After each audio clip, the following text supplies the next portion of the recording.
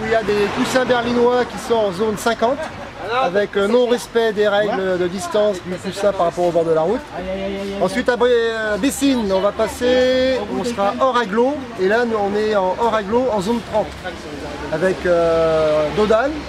Et ensuite on a un second Dodane à l'entrée d'entrée d'agglo de Bessines. Ce qui est interdit, parce que normalement tout Dodane doit être mis à 200 mètres dans l'entrée d'agglo. Donc là, c'est. Alors la petite histoire de ces dodanes, c'est qu'avant il y a des dodanes qui étaient beaucoup plus surélevés. La mairie, je l'avais dénoncé lors d'une précédente motard d'un jour. La mairie ne voulait rien entendre, sauf que quand ils ont refait les circuits TAN, les transports en commun, le car ne passait plus sur les réhausseurs.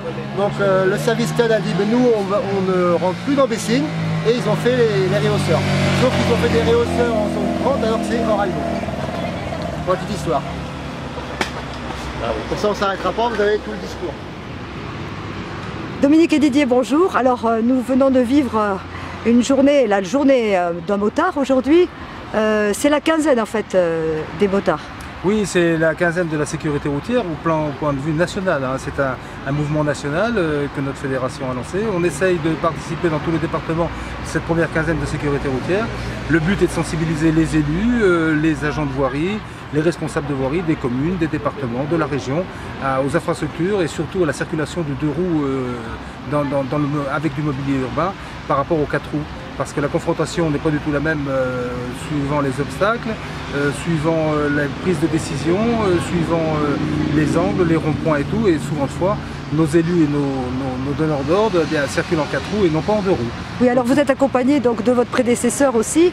C'est la deuxième édition de cette opération, je pense. Non, c'est la quatrième. La quatrième, oui. Mais ça fait 10 ans que c'est lancé, donc oui. C'est vrai qu'il y a eu une petite pause entre les deux. Oui. Mais bon, on l'a refait il y a 2 ans, et là on le refait cette année vu que c'est la quinzaine nationale. Voilà. Et comme on avait pris rendez-vous avec le beau temps, donc c'était l'occasion d'inviter du monde. Je crois que pour les élus que nous sommes, ça a été tout à fait instructif et très pragmatique. On s'est rendu sur plusieurs sites de la ville de Niort et de l'Agglo. Comme dans toutes les villes, on a des petits soucis quelquefois d'infrastructure, on a des choses qui sont perfectibles au niveau de la voirie. Alors je crois que l'ensemble des participants étaient très très contents. Alors, on vous remercie pour cet enseignement.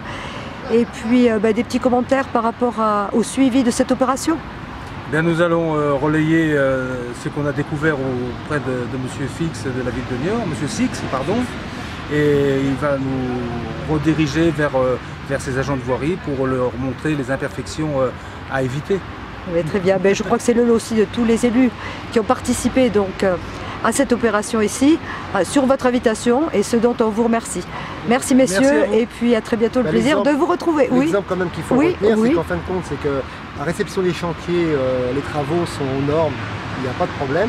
Et surtout le problème, c'est que c'est au bout de 2 ou 3, 4 ans, et c'est là qu'il y a des investissements de terrain, de voirie, et c'est là que se trouvent les problèmes. Et c'est là qu'on doit être vigilant. Quand il y a une réception de chantier au niveau mairie Niort ou autre mairie, il n'y a pas de problème, sauf c'est après, et c'est vrai qu'après il n'y a plus de contrôle. D'accord. C'est là qu'on intervient. Voilà, on a été en tout cas très sensibilisés, et puis merci à vous pour l'organisation de cette journée. Merci, au revoir. Merci.